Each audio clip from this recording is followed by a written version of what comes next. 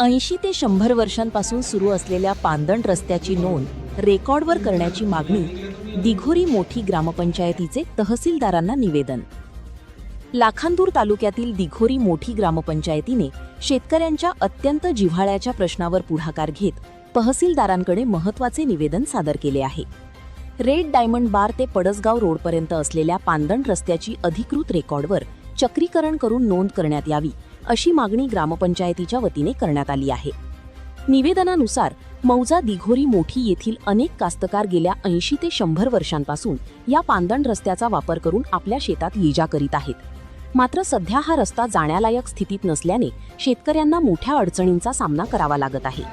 त्यामुळे नव्याने red diamond बार ते पडसगाव रोडपर्यंत पांदण रस्ता रेकॉर्डवर चक्रीकरण करून कायमस्वरूपी नोंद करण्यात यावी अशी मागणी करण्यात आली आहे. विशेष म्हणजे या मागणीत सर्व कास्तकारांची सहमती असल्याचेही निवेदनात नमूद करण्यात आले आहे. ग्रामपंचायतीच्या या भूमिकेमुळे शेतकऱ्यांना भविष्यात दिलासा मिळण्याची अपेक्षा व्यक्त होत आहे. सरपंचांच्या स्वाक्षरीसह सादर करण्यात आलेल्या या निवेदनामुळे प्रशासन आता काय निर्णय घेते याकडे परिसरातील शेतकऱ्यांचे लक्ष लागले आहे.